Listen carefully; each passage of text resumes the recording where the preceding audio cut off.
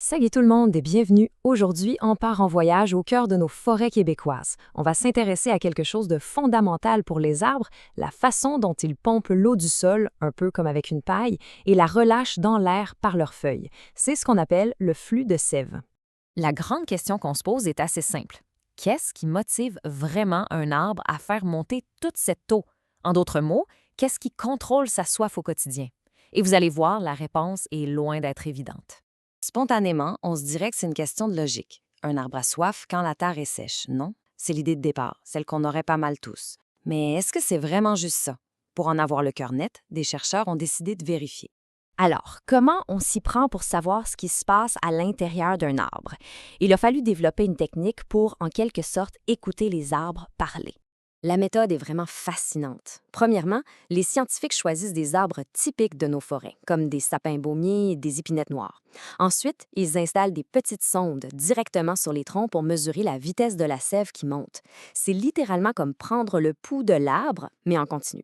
Finalement, ils amassent toutes ces données et les comparent avec la météo, la pluie, le soleil, l'humidité, la température, sur plusieurs années pour voir ce qui concorde.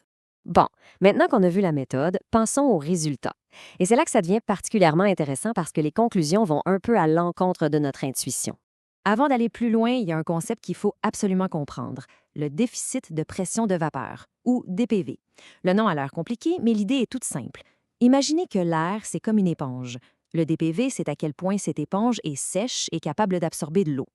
Un DPV élevé, ça veut dire que l'air est très sec et qu'il a une très grande soif. Et voilà la première grosse surprise de l'étude. Ce n'est pas l'eau dans le sol qui est le grand patron de la transpiration des arbres. Non. Les facteurs les plus importants sont deux éléments qui se trouvent dans l'atmosphère, dans l'air autour d'eux. Pour savoir à quel point un facteur est lié à un autre, les scientifiques utilisent une mesure qu'on appelle le R carré.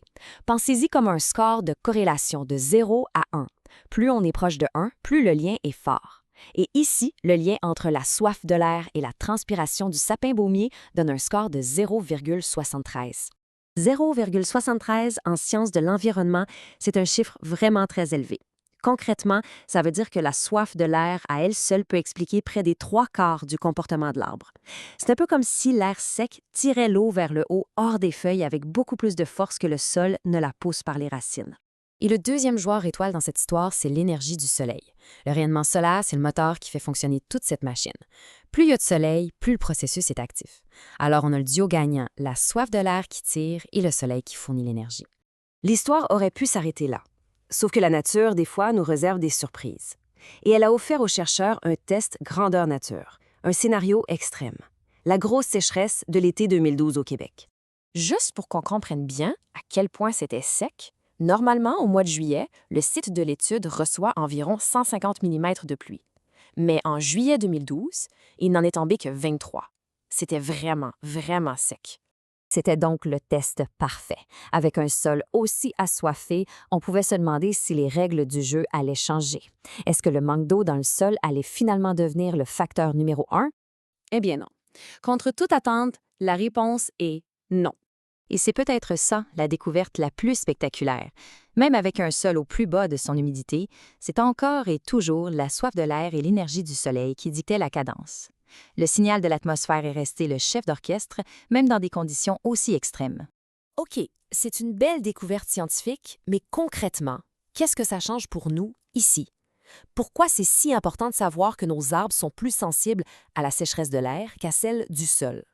Les implications sont majeures. Premièrement, ça nous dit que nos forêts boréales sont d'abord et avant tout branchées sur les conditions de l'atmosphère. Deuxièmement, ça signifie qu'un été où l'air est très sec, même s'il pleut de temps en temps, pourrait être plus difficile pour les arbres qu'un été moins pluvieux, mais où l'air reste humide. Et finalement, comprendre ça, c'est se donner un outil précieux pour mieux prévoir comment nos forêts vont réagir au climat de demain. Ça nous laisse donc avec une grande question pour l'avenir. Si le principal facteur de stress pour les arbres vient de l'air, comment nos immenses et précieuses forêts boréales, le poumon du Québec, vont-elles s'adapter à des étés qui s'annoncent de plus en plus chauds et secs? C'est une réflexion qui ne fait que commencer.